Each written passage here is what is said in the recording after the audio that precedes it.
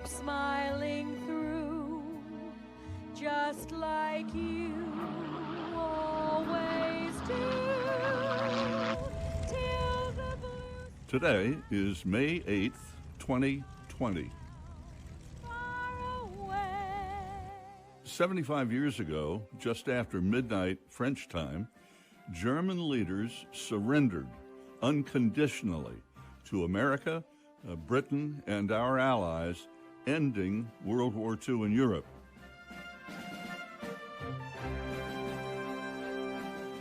Today, we honor and commemorate all those who died and all those who served in uniform and civilians at home to protect our way of life.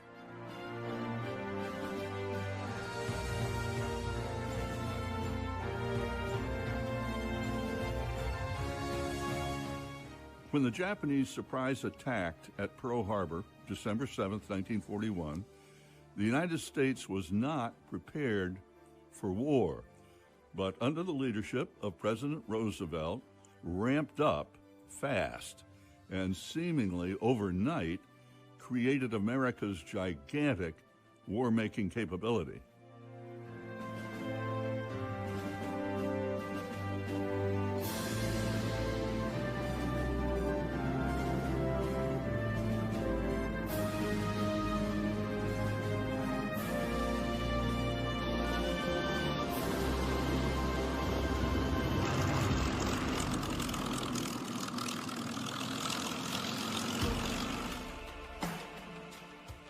Those 3.5 years saw America at its very best.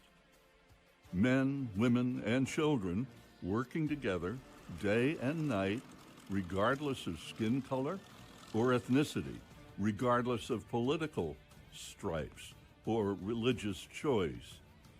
Replacing men who had gone to war, millions of women invaded factories and made ships and planes, tanks and trucks, guns and grenades, bombs and bullets. School children knitted wool squares to make blankets for our wounded soldiers. Penicillin was introduced. Americans of all ages embraced rationing of food and everything else needed for the troops on the front lines and tended victory gardens. Americans working together. America at its very best.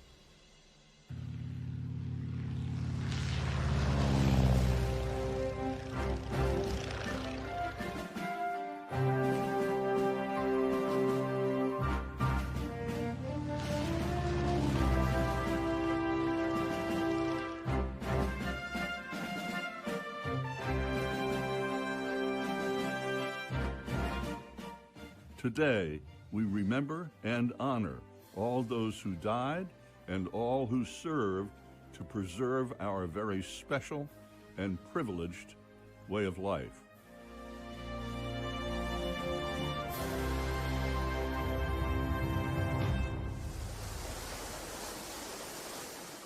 It was a typically beautiful Honolulu morning, Sunday, December 7, 1941.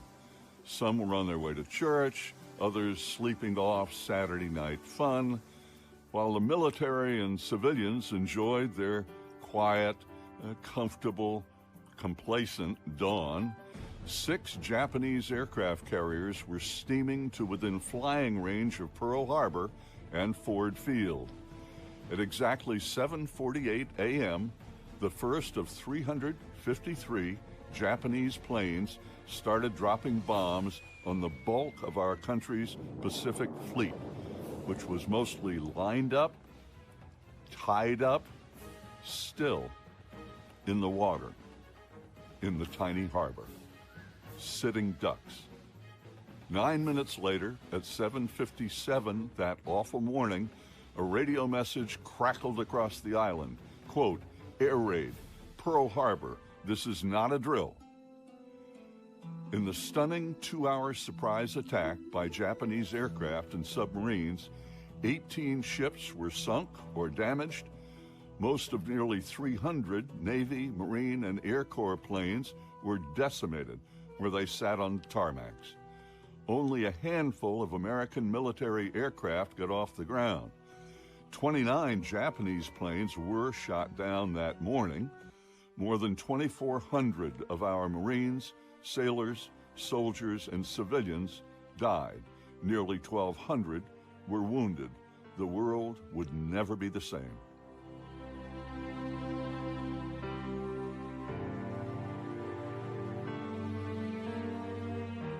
In a speech to Congress and the country the next day, President Roosevelt, declaring war on Japan, referred to the previous day of the attack, quote, a date that will live in infamy. A state of war has existed between the United States and the Japanese Empire.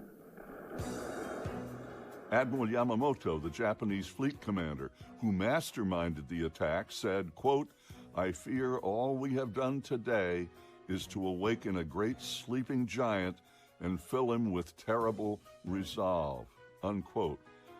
Little did he know.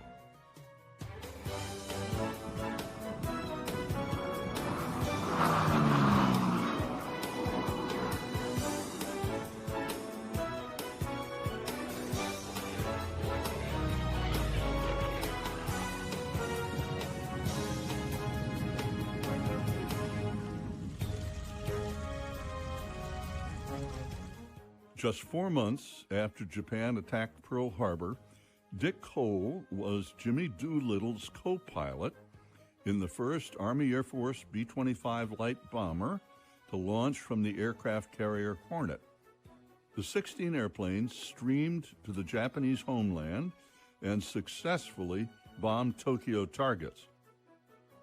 Cole survived bailing out of their stricken aircraft over China and went on to fly the treacherous Himalaya Mountains, supplying our Chinese allies battling the Japanese in China.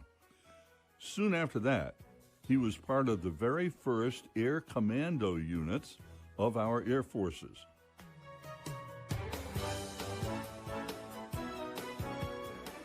After his long and highly decorated Air Force career, Lieutenant Colonel Dick Cole passed away recently at age 103.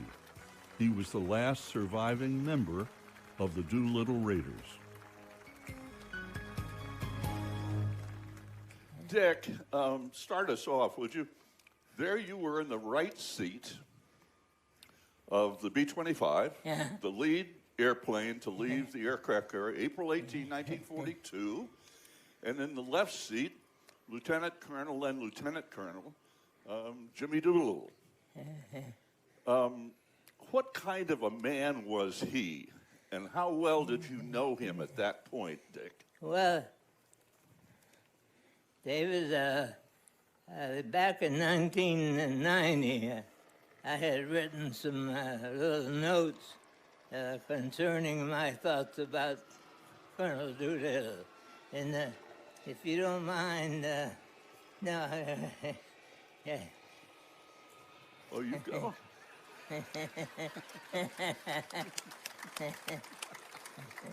He's always ahead of you, all the time.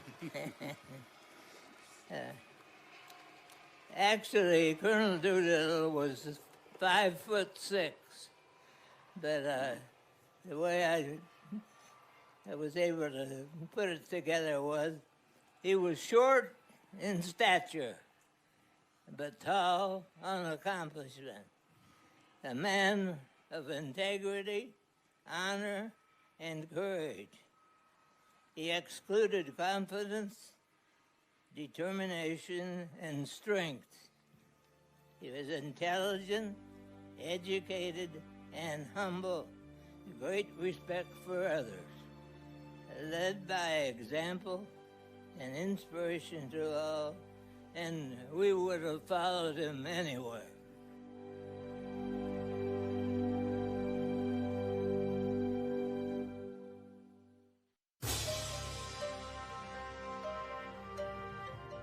I, for one, wanted to make sure that I arrived at the airplane before Colonel Doolittle.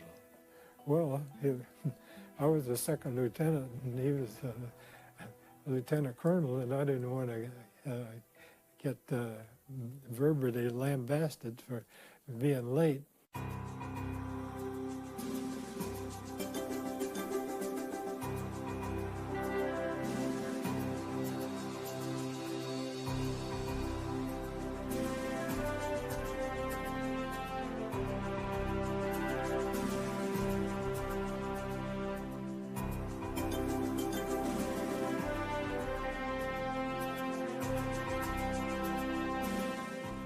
I want you to know that the Raiders really appreciate your loyalty over the years. And their word, again, thank you for being here today and having fun.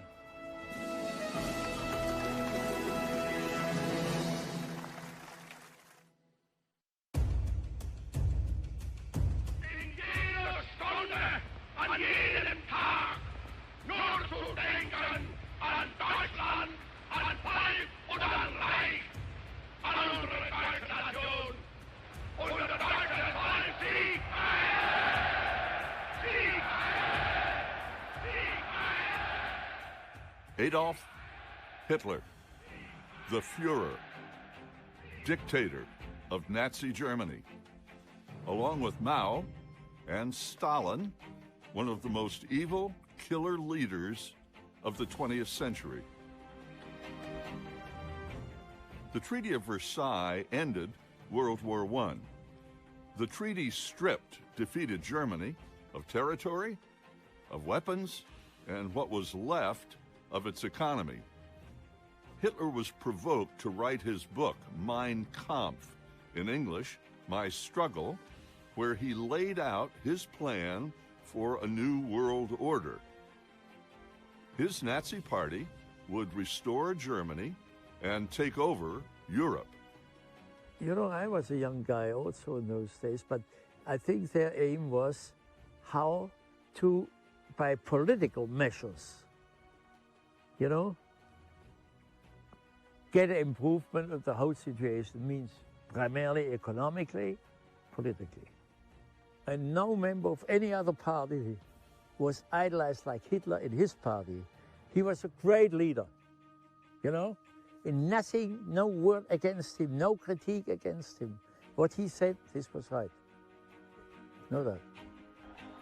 In 1933, he anointed himself Führer, leader, and dictator. Hitler demanded loyalty from every German, not loyalty to their country, but to him, personally, by name. First thing that was implemented by Hitler after he had taken to power was a Ministry of Propaganda. And under this ministry, all of the information industry had been centralized within half a year.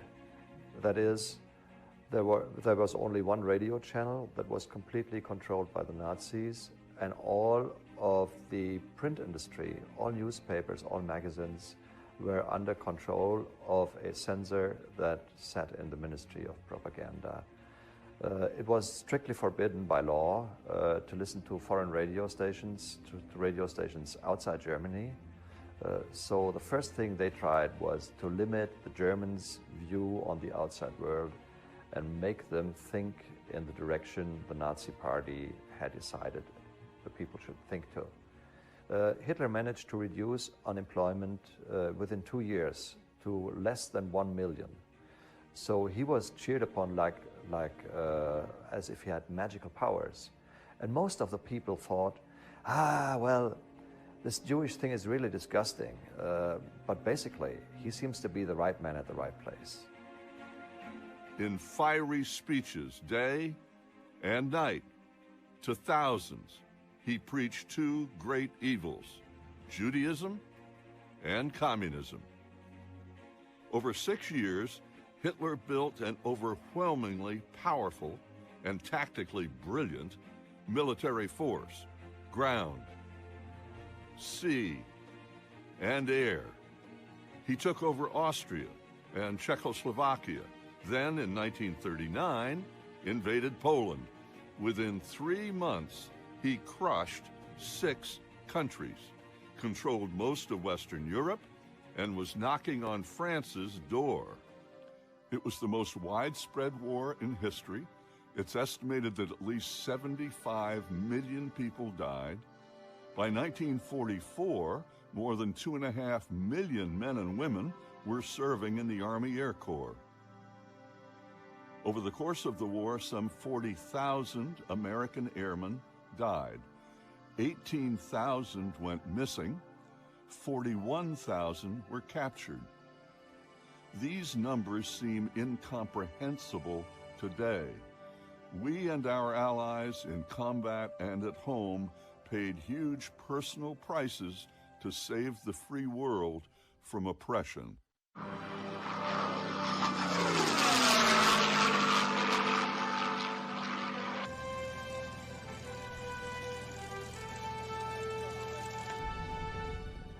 Clarence E. Bud Anderson is a retired United States Air Force colonel and World War II fighter pilot. At age 98, he is our country's ranking living fighter ace with 16.25 air victories flying the P-51 Mustang over Germany and Europe. After the war, he spent most of his 30-year Air Force career as a test pilot. His last assignment was as wing commander of a tactical fighter wing in Vietnam. He is highly decorated and an inductee of the National Aviation Hall of Fame.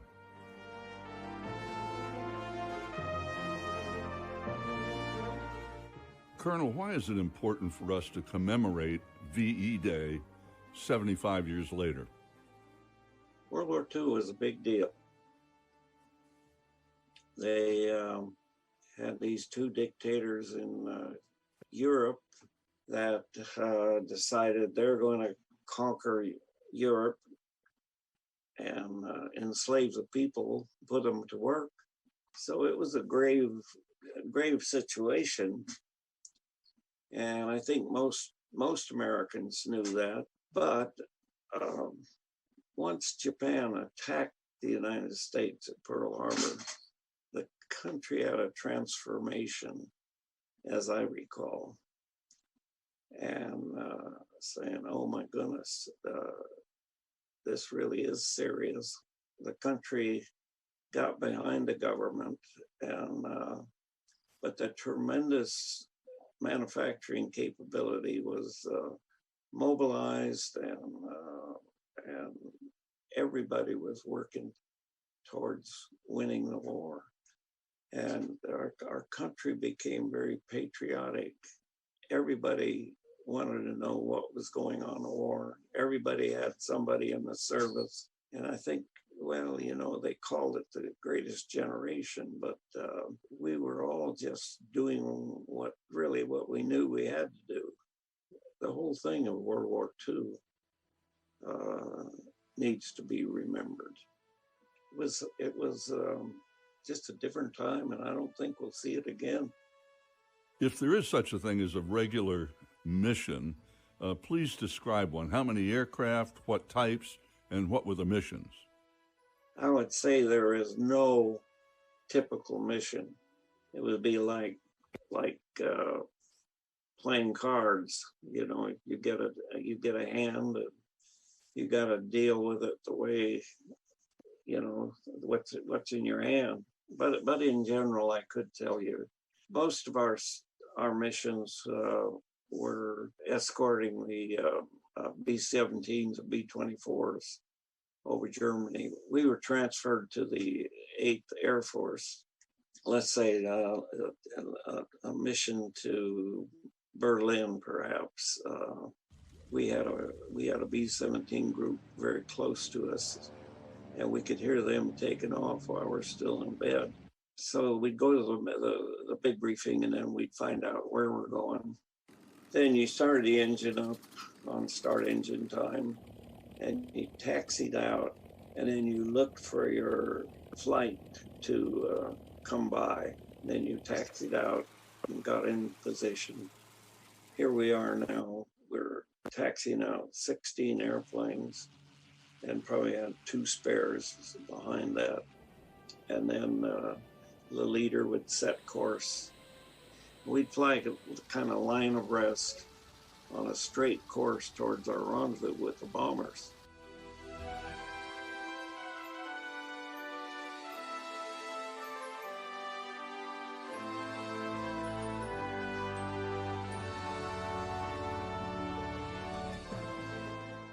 Say mid summer of 44, you could have 800 to 1,000 bombers, and they'd be in a long stream.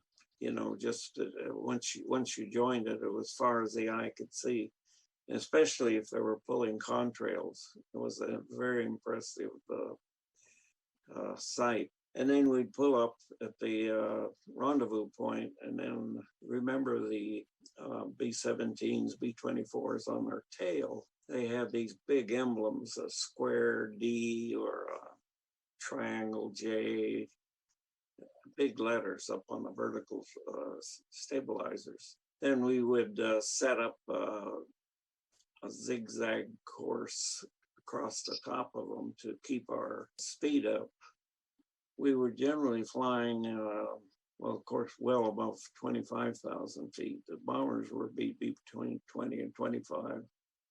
And we'd, sometimes you'd be up at 30, 36, 37, trying to get on top of the overcast. And it's minus 50 up there. The B-51 did not have a good heater. It had a little dinky tube that was over your right leg up near the bottom of the instrument panel.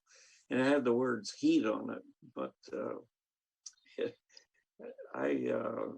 only way I conquered it, I finally found we got some issue bomber boots. I could stay pretty warm. We had people like to know in that time, you know, what do you do if you have to go? And we did have a relief tube on it, but I never used it because of such a high altitude.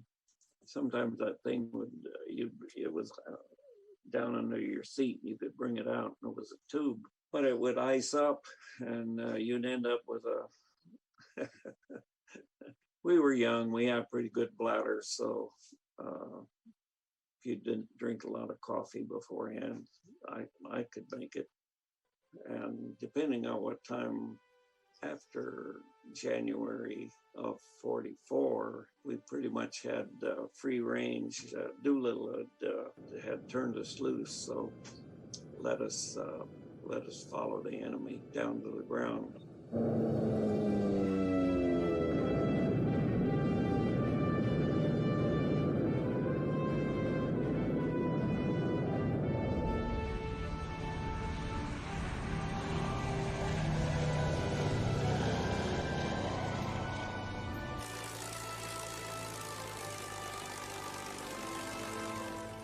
Jimmy Doolittle is known for that daring B-25 1942 air raid on Tokyo. But how profound an effect did he also have on the air war over Germany a couple of years later? General Doolittle was my personal heroes. When we first got over there, the 8th Air Force in November of 43, the 8th Air Force was in trouble with the bombing. They thought that they could go over there in these large formations by themselves. They didn't even need fighter escort. Remember, we call them the Flying Fortress. Fight its way in, fight its way out. Well, they forgot to tell the Luftwaffe about it, and they were taking a tremendous toll. And they finally had to have a bombing halt in late 43. So they told us how to escort. They wanted us to stay close to the bombers. They wanted us to fly over the top, around them. They wanted to see you. They wanted us close. that, as it turned out, that wasn't the best way to do it. They said when the enemy attacks the B-17s, we want you to drive them away and come back. We actually had an altitude limit. We could go to, we could follow the enemy to 18,000 feet. And if we hadn't shot them down, we had to break it off, come back up and escort. So that's what we were doing up through the time until Jimmy Doolittle took over. So when he arrived, he went down to 8th Air Force headquarters and walked in there, and he saw this big sign over the door that the mission of the 8th Fighter Command is to bring the bombers home safely, something like that. He said, "Who put that up there?" And General Kepner said, "I don't know, it was here when I got here." He said, "Well, tear it down. The mission of the 8th Fighter Command is to destroy the Luftwaffe." And he said, "From now on, you fighter pilots, we want you to, when you engage the enemy, follow them, take them to the ground and kill them." But we could also turn a squadron, perhaps, let them go out and freelance and see if they could find these huge formations of Germans that were concentrating, joining up in maybe 100, 200 airplanes and try to overwhelm the escort in one spot. The spring of 1944, I think most historians agree that that's when we broke the back of the Luftwaffe.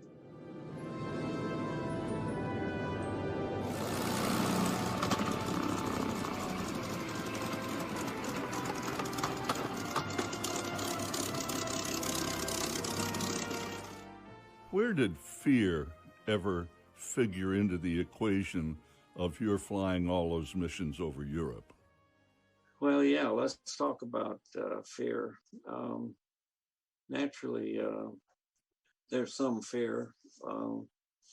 There's a war going on, and you know, you might get killed, and so that gets your attention right away. Most of the fear would be just flying over enemy territory would create some emotion, because you knew if you went down there, we'd been bombing those folks and they weren't too happy with us. We'd known of some instances where the Germans had murdered air crews. We didn't want to bail out, that's for sure. If you got into an engagement, say single, you know, 1 versus 1, turning and turning and turning and trying to get on each other's tail, at that point, I really wasn't afraid. It's amazing. I think it was a survival thing and the adrenaline.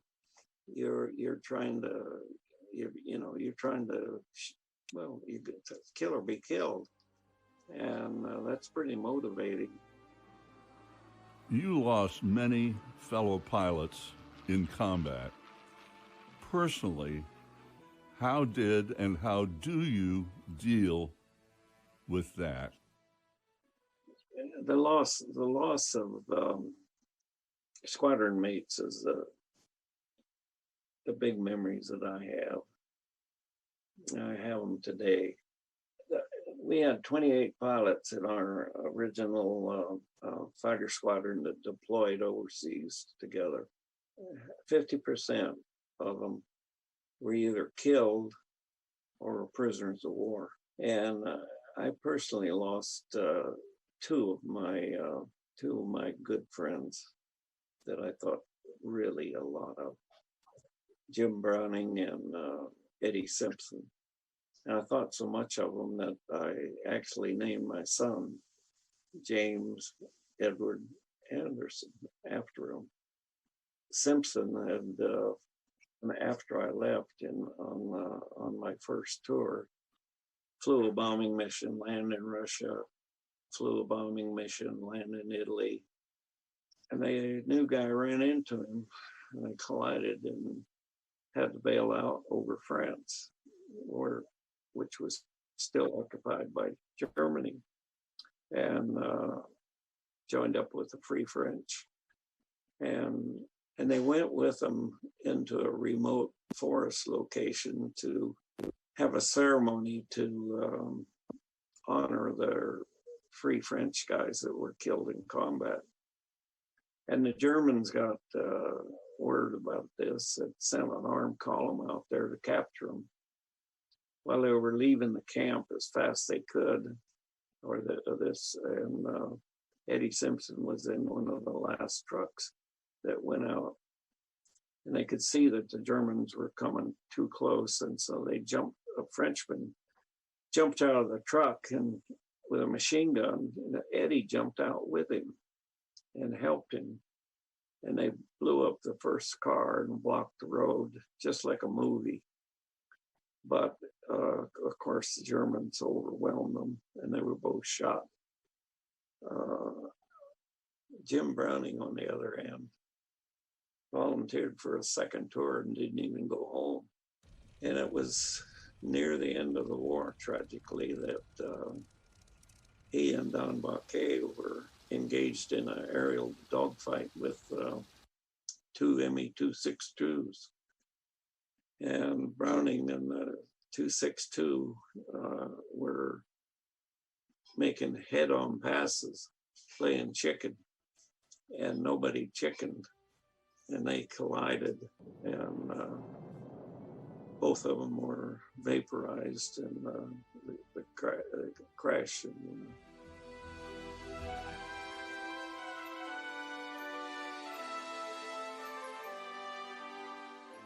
How proud were your maintenance crews of their work on your airplanes?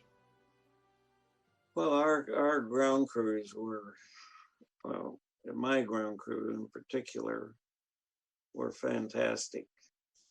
I flew that 116 missions, which is 480 hours and 20 minutes, I think, without a single abort, mechanical abort, or any kind of an abort for the whole time, which is an incredible record. And it's all due to my crew chiefs. And Otto Heino was my crew chief. And later I picked up my armor, Leon Zimmerman, Corporal Zimmerman. They weren't doing the dying, but they were doing the work too. So I can't say enough about the crew chiefs of the world. We couldn't do without them, and I had the best of the best. They kept me alive.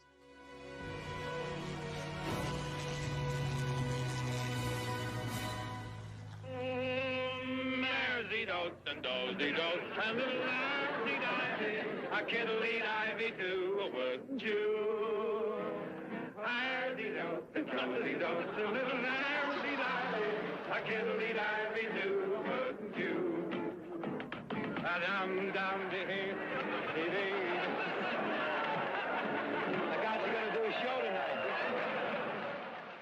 Bob Hope was a megastar of vaudeville, movies, TV, and radio for generations. Beginning in the early 1940s, around the start of World War II and throughout the war, Bob Hope performed his regular weekly radio programs 144 times, nearly all of them on location as near to combat front lines as possible.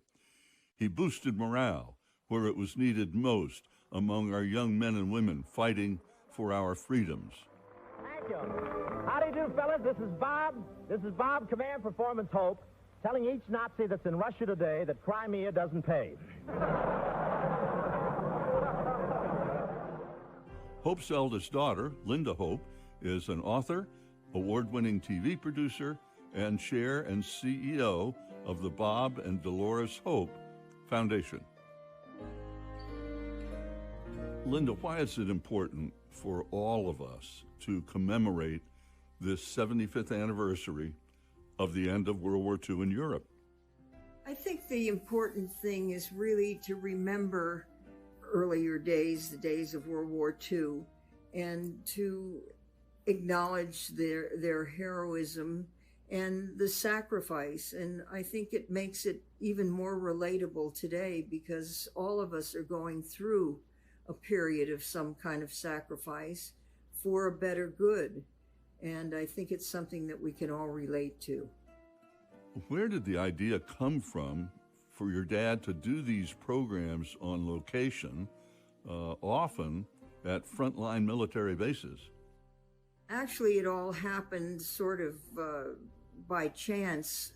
One of Dad's writers had a brother who was serving at March Airfield.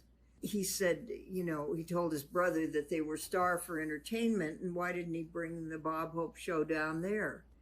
And he did, and the rest is history, because the audience was just so receptive and so starved for entertainment. And in those days, the entertainment picture was a lot different than it is today. And they really appreciated having somebody who was a star at that time come out and make them laugh. Describe your dad's radio programs in front of thousands of troops.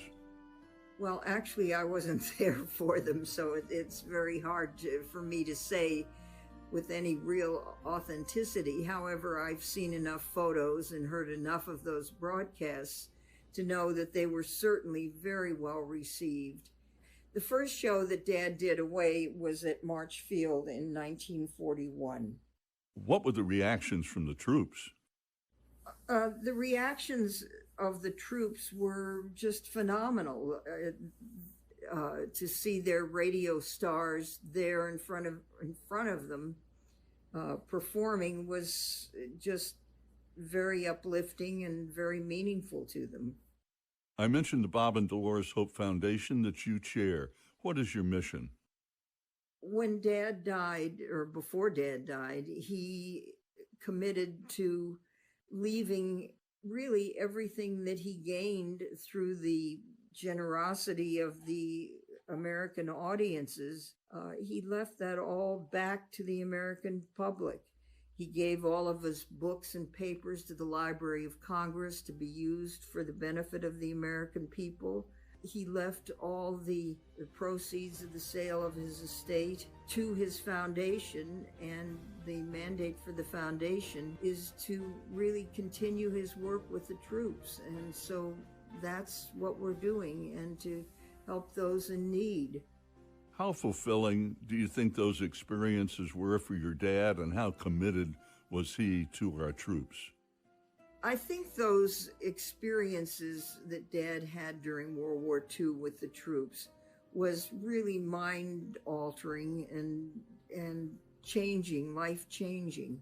He came to really realize that it was an important part of his life and something that he was really made to do. He was given the talent, and he felt a commitment using that talent in the best possible way.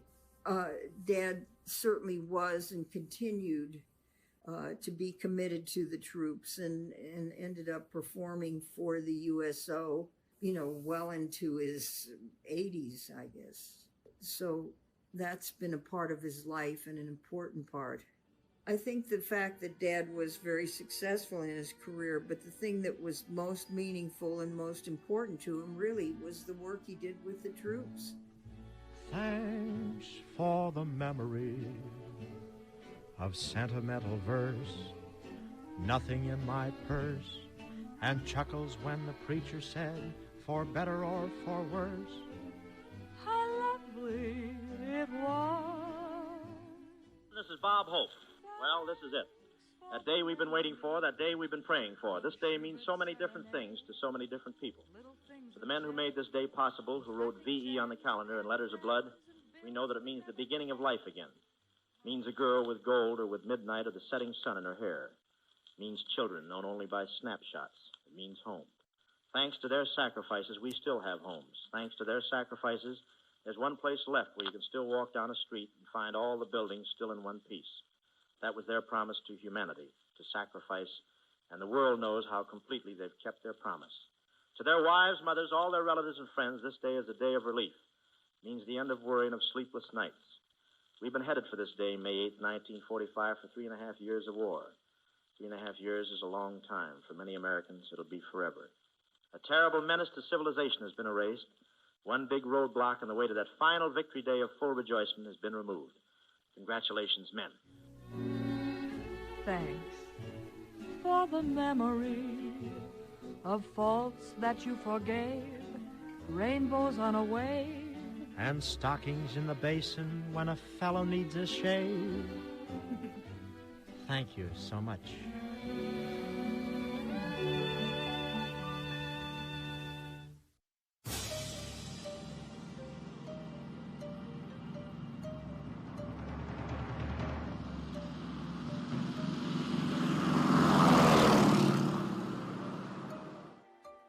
Japan's devastating surprise attack on Pearl Harbor, December 7, 1941, launched the United States into full-blown total war with Japan, Germany, and Italy.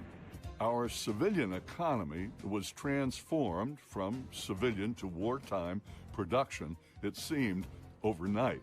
Tens of thousands of young men enlisted or were drafted into uniform to fight the war. This left millions of jobs unfilled, and women came to factories all across industry to make guns, planes, and every other conceivable product to win the war.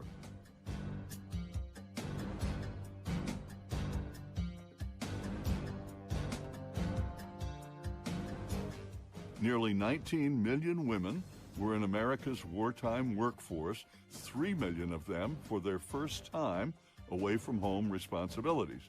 Norman Rockwell's Saturday Evening Post cover, featuring Rosie the Riveter, was plastered all over the country, honoring women in America's fight. And we needed pilots for combat, tens of thousands of them. All of those would be young men, so female pilots jumped in to fill that void. In September 1942, two women's pilot organizations formed separately, the WFTD, Women's Flying Training Detachment, and the WAFS, Women's Auxiliary Ferrying Squadron. Well, in August 1943, those two were merged to create the WASP organization, Women's Air Force Service Pilots. General Hap Arnold, Chief of the Air Corps, selected the great female aviator Jackie Cochran to head up the WASPs. 25,000 women applied, 1,074 were accepted. All of them had prior flying experience and pilot's licenses. WASPs flew over 60 million air miles in every type of military aircraft. Our country is in their debt, and today we honor these great patriot aviators.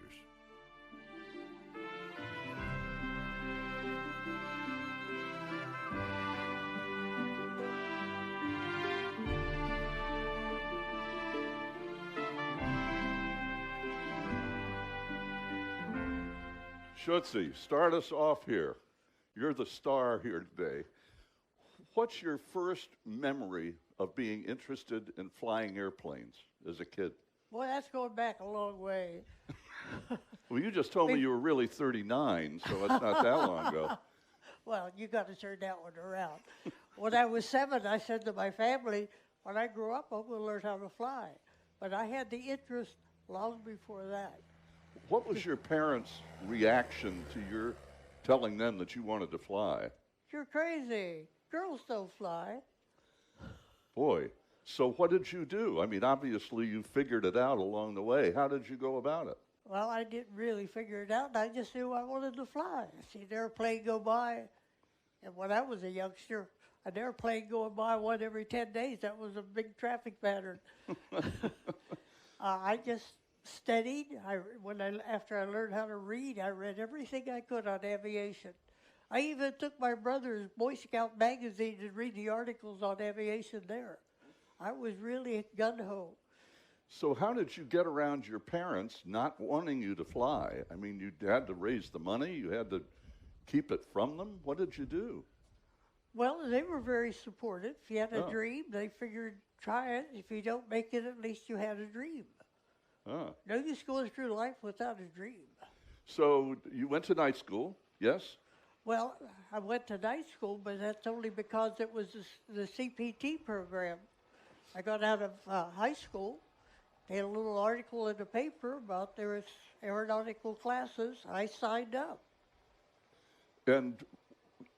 But when it was a test, they were going to pick 5 young women, as I understand it, to have scholarships to learn to fly, correct? Not women, men.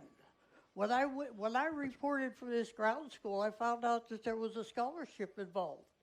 5 scholarships, of which only 1 could be a woman. There was only 2 women in the class, so I figured I had it made. But I also found out that the guys that were taking the course had taken it 3 or 4 times, so I figured they'd pass on perfect attendance.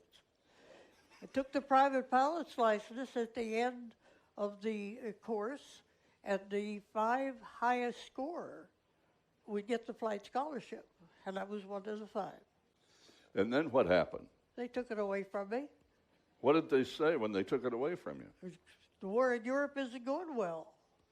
We need men. Women don't fly, so we're going to give it to number 6.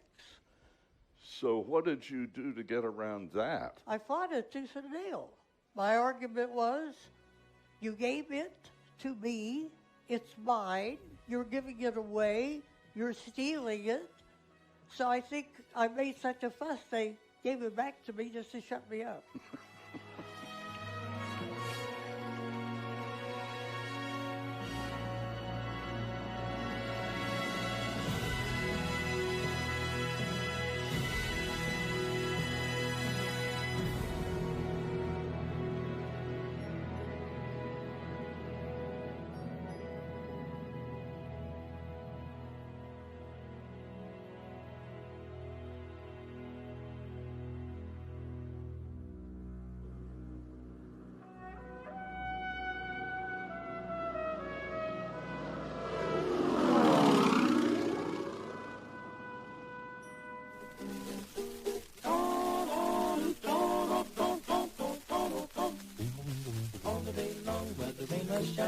She's a part of the assembly line. She's making history, working for victory. Rosie, the riveter, keeps the sharp. World War II was underway when Connie Palacios was 18 and just out of high school.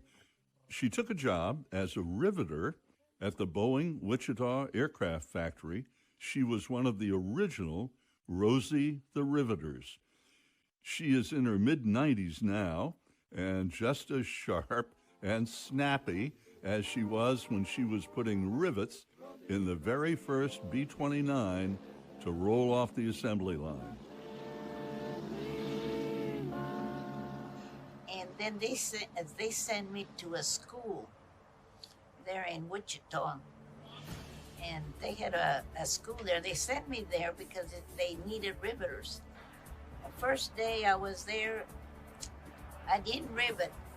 Kind of a little disappointing to me, but the reason I didn't was that the last B-17 was being, they were building it there, but they were going to finish it.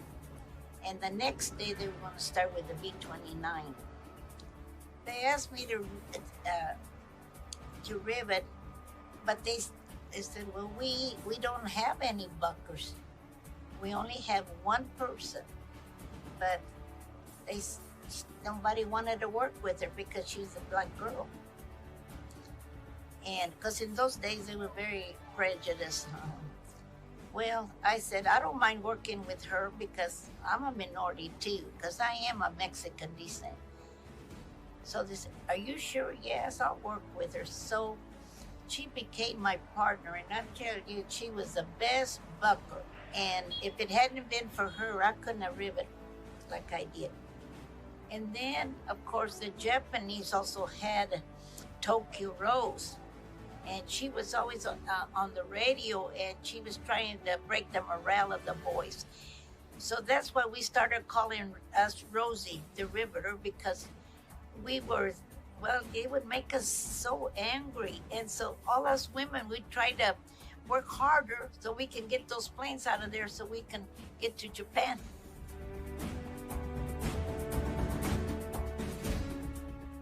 Well, it's a better life, I tell you, because we don't have the prejudice we used to have. And everybody is treated more equal, you know, and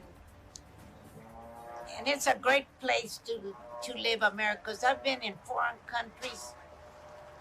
I went to Venezuela to help build a church in '97, and I tell you, there's nothing like the United States. So I am very proud to be an American citizen, that I was born in the United States.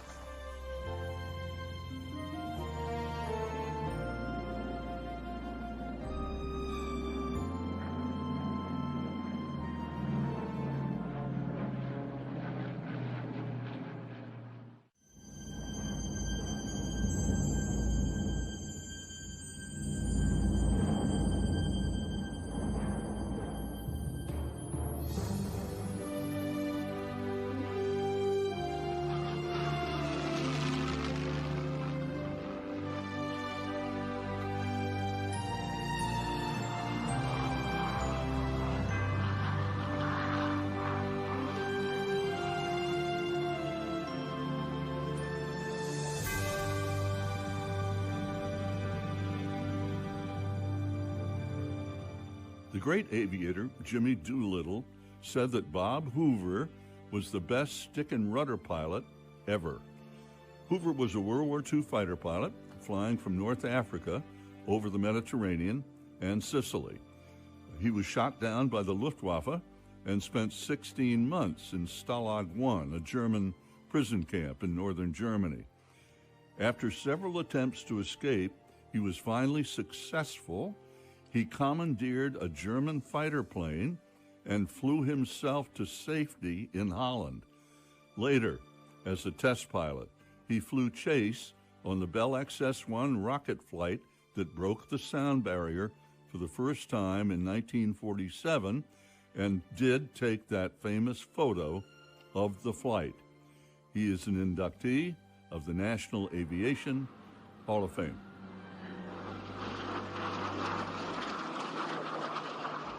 Adlai Stevenson once said, "Patriotism is not a short and frenzied outburst of emotion, but the tranquil and steady dedication of a lifetime." Well, measured by that yardstick, there is no greater patriot than Bob Hoover, for love of country has indeed been his steady dedication of a lifetime. I guess I've been called a patriotic freak. I think that if we don't know the meaning of the national anthem and that flag that we've cherished so much, with its full appreciation for what it stands for, we're missing the best bet in the whole world. It stands for freedom. It stands for everything we believe in. The American flag, as a symbol of personal liberty, became an obsession of Bob Hoover's during the dark days that he spent as a prisoner of the Nazis in World War II. And in Germany, it was like a country club because you didn't get mistreated or you didn't get beat up or knocked unconscious unless you tried to escape. And I'm one of the dummies that I thought myself, I'm a patriot. I'm never going to give in to anybody. I'm fighting for our freedom. And when I couldn't see that flag, it made me angry, and it made me want to get out of that place any way I could, or make it as miserable for them to contain me as it could possibly be. And I'll admit, I was beaten up and dragged out unconscious. Some fellow wrote a letter to the VA after the war, and he said, I watched them beat him to unconsciousness and drag him out, and I wondered if he ever survived the war. Well, obviously I did. Well, Bob Hoover eventually escaped from Stalag Luft I. Incredibly, he made his way to a German airfield, stole a German airplane, and flew himself to the Netherlands, which had already been liberated by the Allies. After the war, he was assigned to flight test at Wright-Patterson in Dayton, Ohio, and became a member of an elite cadre of pilots developing a whole new age in aviation, the jet age.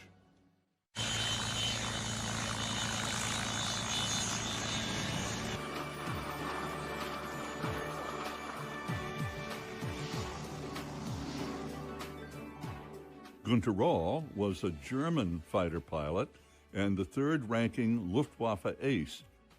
After the war, Röhl became a leader of West Germany's new Air Force and became friends with many American pilots.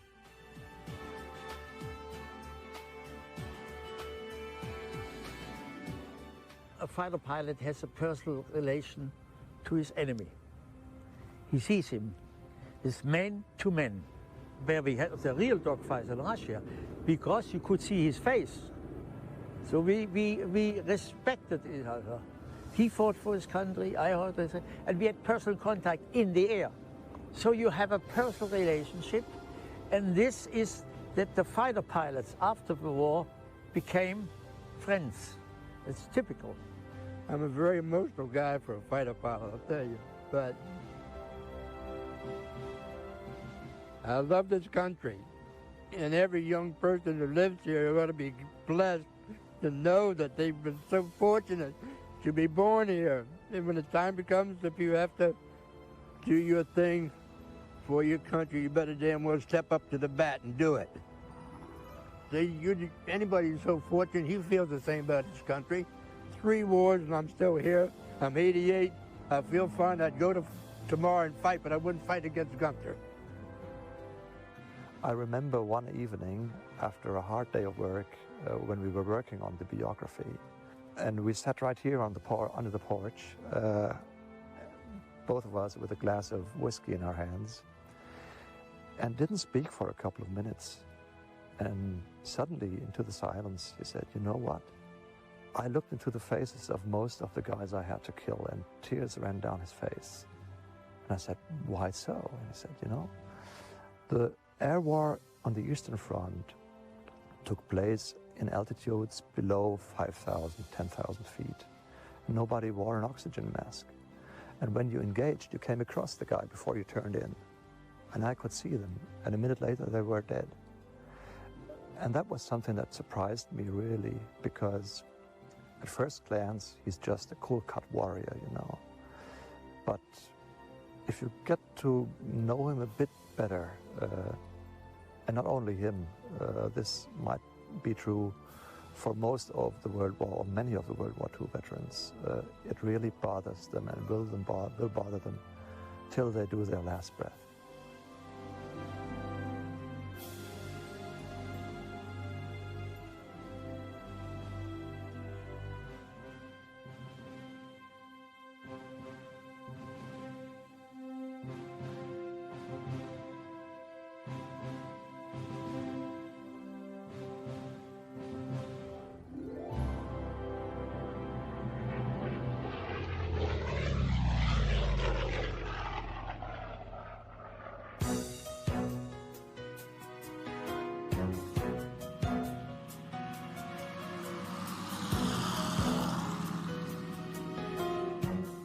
In 1936, the Douglas Aircraft Company rolled out the first DC-3, it was called, a civilian airliner that led the way in passenger air travel.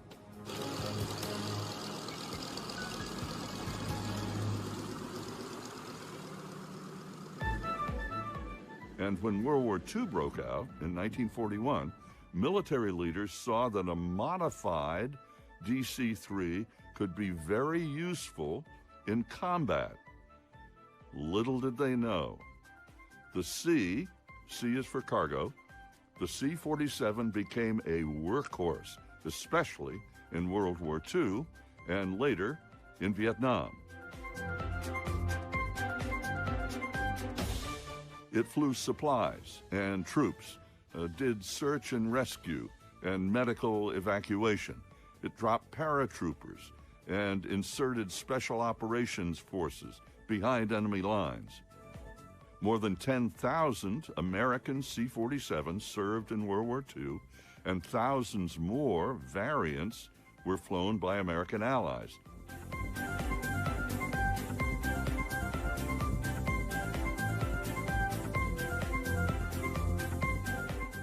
The plane served in every theater during World War II.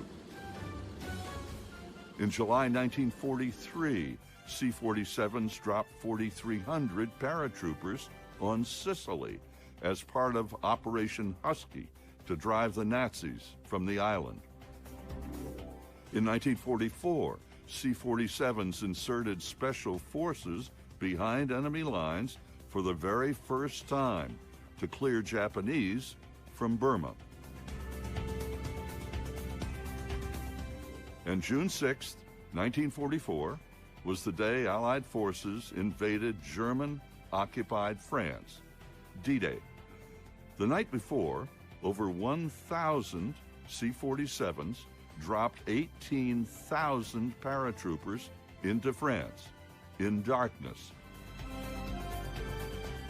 At dawn the next day, Allies stormed the Normandy beaches, 6,000 ships and landing craft, 11,000 aircraft, and over 150,000 soldiers, sailors, and Marines.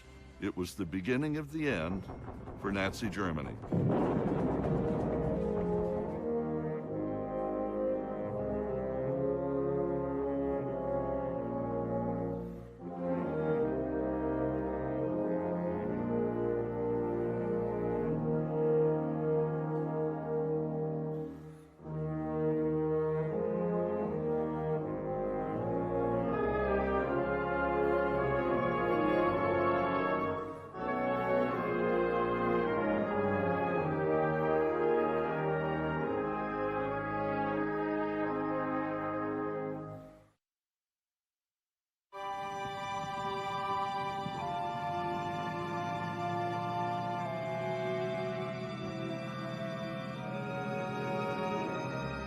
Carnegie Tomasian was from Brooklyn. He enlisted in the Army at age 18 and became a left gunner on the B-29. On his third combat mission over Burma, there was an explosion. He bailed out and spent 6 months as a prisoner of the Japanese. He was one of only a few survivors of that POW camp. He was liberated, recovered, and came home. He was discharged as a staff sergeant at the age of 22. So you're taken prisoner by the Japanese. Right. How were you treated? Well, Japanese were Japanese. It was a... What's that mean? It was a different philosophy of life with the Japanese at that period of time. They were... The ones that were guarding us were of a different caliber. They must have been chosen to be cruel. I don't know what it is. I remember once I was dozing in my solitary cell, and I was sleeping, and Brooksy, my radio operator, said, Tommy, get him. He guy's guard's coming. Well, I got up in the stupor and just stood there, and he just came in and by. Now, what happens if you don't? What happens if you don't? Happened to me. He brought me out of the cell at another time. He put the gun to my forehead, and he clicked it, and it was empty. And he laughed with his gold tooth sticking out and shoved me back in the cell. Well, boy, I almost passed out. They had this fun, and Friday nights, when they drink, they would come and beat up the guys for nothing. For nothing. Carnegie, you were liberated, got better, hospitals, got in C-47, found your way back on your way into LaGuardia, and you wrote that the pilot came across the harbor. And where did he bank the airplane? So he said, look out the side window of the plane. And so we all looked. looked out, and he dropped down to about 500 feet, and he banked around the Statue of Liberty. I can't express what that did, what that meant. I was home. That was my home. It was just,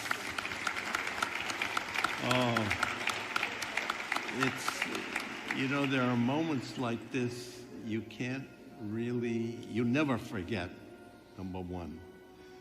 And the other moment that I'll never forget is I went up to my apartment where I lived, and a Spalding ball came down, and I picked it up, and this little kid comes up with his hat on the side and his big glove, oversized glove. "Give me the ball," he says. I said, "Oh, all right. Give me the ball, I'll waltz one up your snot box." I was home.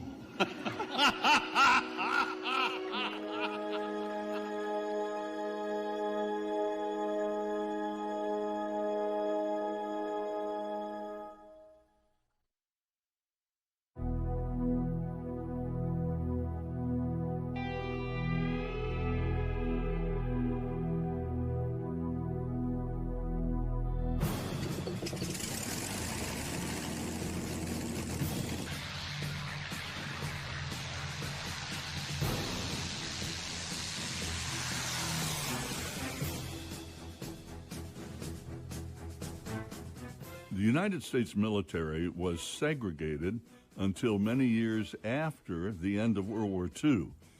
There was as much racism in military leadership as in much of the country. When World War II began for our country at Pearl Harbor, young colored men by the thousands rushed to enlist to serve, but were told they could only do menial jobs, that they had, quote, smaller brains than whites, had inferior mentality, lacked courage, and were unfit for combat, end quote. Nonsense, of course, as colored troops had served with honor and distinction in every war from the American Revolution through the Civil War and World War I.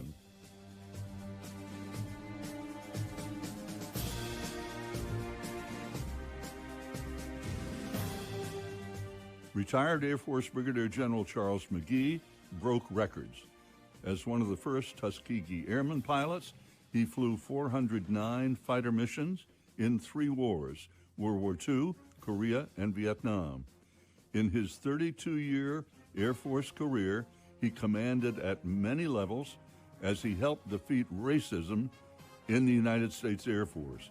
He is highly decorated and an inductee of the National Aviation Hall of Fame. So where did it come from in you and your colleagues to be able to say, I will not only join to defend the country, but I'm going to join and fight racism? What did it take inside you to do that? Well, I think number one, and I think the first thing that we were all thankful that we had parents and grandparents that said, go to high school, go to college, let's get an education. And that was a requirement when the war broke out to have that education. So that was important. In my own kind of growing up, I did learn, I guess you might say from a religious point of view, treat your neighbor as yourself, as you want to be treated. A little later, in my years, I was glad to be a Boy Scout.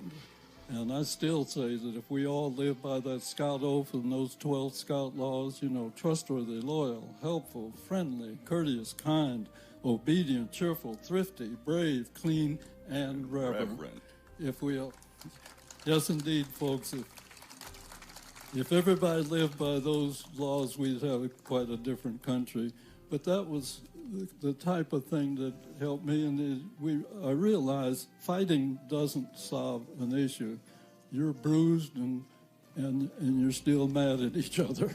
So it takes a little different way of living, and I think that's what sustained the majority of those that became a part of this first experiment, because the Army said we studied and we know it isn't going to work. So that was the term. They called it the experiment. Exactly. The experiment was authorizing the 99th Pursuit Squadron. Of course, the fine print to maintain segregation said all of the necessary support.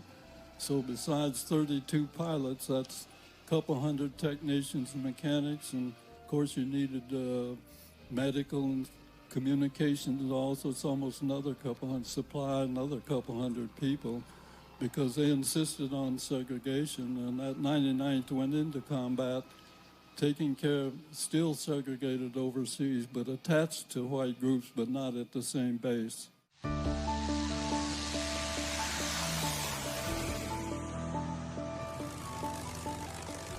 Charles, your incredible career in the Air Force, what is your experience growing up and in the Air Force told you about our country, about what our country is? Well, that's how much time do we have? Interesting. It told that we can support the country regardless of our color or accident of birth. It's more about being prepared. It's about having an education, being willing to serve this country and enjoy the freedoms that we so much enjoy, that creeping away in many little ways. But it's something that we need to let our young folks know. I think even that's what this flyby is going to do. Remember, don't forget, but we don't need to repeat it. And this is the type of thing that I think out of lessons, our experience allowed the move away from the attitudes that existed earlier, saying something we couldn't do or denying an opportunity.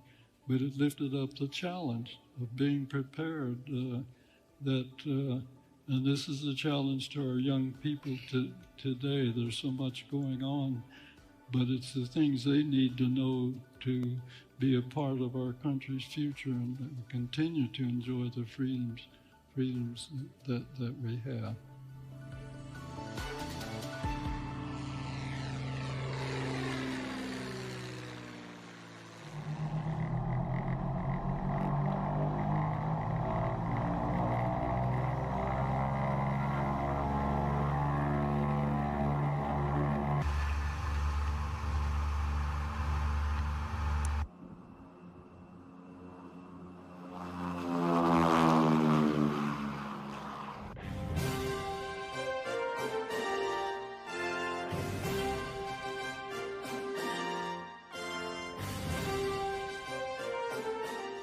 The Arsenal of Democracy events scheduled for May 7 and May 8 have been postponed until late September.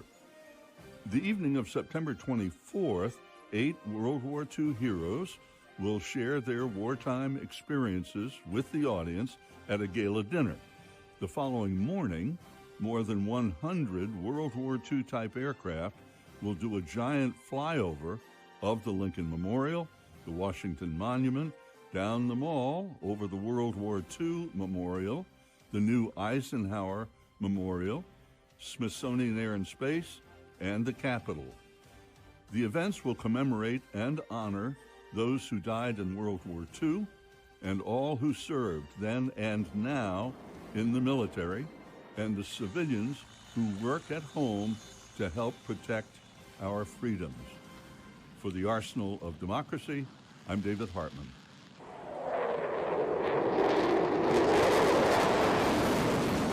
God bless America,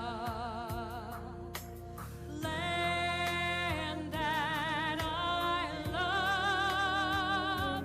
Stand beside her and guide her through the night with the light from above.